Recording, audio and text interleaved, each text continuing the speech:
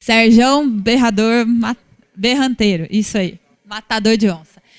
É uma questão de coragem, de virilidade. Então, falar que você conseguiu, foi lá atrás da onça, matou a onça. Mas, assim, é muito corajoso mesmo, né? Com uma arma de fogo, ficar escondido e matar um animal com um tiro. Assim, é super corajoso. Mas, enfim, existe toda essa questão do homem, né? Querer ser forte, querer se mostrar dominante sobre uma outra espécie. Então, isso ainda existe, essa caça esportiva.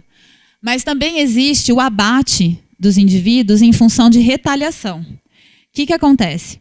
Em muitos lugares do Brasil, a gente vai discutir isso no último slide, as onças, elas acabam matando animais domésticos, como vacas, bois, ovelhas, bodes. E esse conflito que existe com as pessoas é muito complicado, porque às vezes a pessoa ela só tem aquela fonte de renda, que é o seu rebanho, um número pequeno de cabeças de gado, e perder um animal é muito caro, é um prejuízo muito grande. Você tem aí grandes produtores que quando perde um animal por ano, por uma onça, isso não se compara ao tanto de animais que morrem por maus tratos, por manejo ruim, por desnutrição. O número de ataques é muito baixo. Ele chega, no máximo, a 10%, 15% das mortes. Às vezes você tem uma onça morta, enquanto você tem um número muito maior de mortes em função de outras causas. Só que é algo que sensibiliza as pessoas. Que a onça está vindo aqui, está matando meu gado, então eles vão lá, eles perseguem a onça e matam. Por envenenamento ou mesmo ataque. Então, a gente tem esse problema da caça e da retaliação que é bastante sério. Agora, o principal problema atualmente é a perda de hábitat.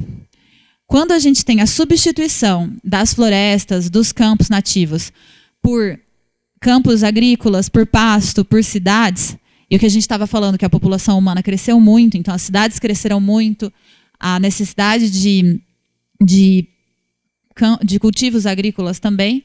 Então, como que isso é feito? Normalmente, desmata tudo, né? São deixados pequenos fragmentos que muitas vezes estão distantes um do outro. Então, esse fragmento aqui, ele não tem nenhuma conexão com esse fragmento aqui direta, uma conexão estrutural. E a gente fala que isso promove o isolamento das populações. Então, eu tenho um macho que mora aqui, ele não consegue se encontrar com uma fêmea daqui, e eu não tenho mais a troca de genes entre as populações, o que gera diversidade e o que é importante para a sobrevivência dessas espécies. Isso está sendo a causa mais séria de extinções no mundo como um todo. Essa perda e fragmentação de hábitat. Só que, além de tudo isso, a gente ainda tem um outro tipo de caça que é muito mais comum, que é a caça das presas da onça-pintada. Porque não é só a onça-pintada que acha uma paca gostosa, um tatu saboroso. Tem muita gente no Brasil que come tatu, que come paca, que come porco do mato. Então, para a gente hoje é um pouco estranho isso, porque o costume mudou.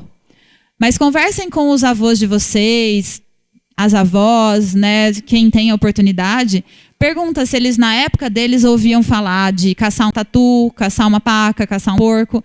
Era muito comum. Em algumas regiões do Brasil, isso ainda acontece demais. Caatinga, Amazônia, Pantanal. Mesmo aqui no estado de São Paulo, regiões mais rurais, isso é comum, mesmo sendo proibido. Então, a caça ela é proibida, mas ela é um costume. A pessoa ela não está caçando porque ela não tem o que comer. Isso seria outro problema que talvez fosse mais fácil de resolver. Ela está caçando porque ela gosta daquele animal, porque ela tem esse costume. Então, a gente precisaria pensar, bom, então vamos ter criação de paca, criação de tatu, vamos pensar em outras maneiras, ou um manejo, para que não saia por aí caçando todos e de repente acabe, né? Bom, agora a gente precisa dar uma olhada para poder entender as consequências do que a gente chama de extinção local e ecológica. Qual que é a diferença de uma extinção para uma extinção ecológica? A extinção ecológica é quando ainda existe o animal, ele não se extinguiu totalmente da natureza. Só que existem tão poucos indivíduos que ele não exerce mais o seu papel ecológico. São muito poucos, então eles não conseguem ter uma função, por exemplo, não sei se vocês já ouviram falar de serviços ecossistêmicos, que são os serviços, né, que o meio ambiente presta para nosso bem-estar, nossa qualidade de vida. No caso dos predadores, eles evitam que algumas espécies se tornem pestes, que elas se reproduzam demais e causam problema.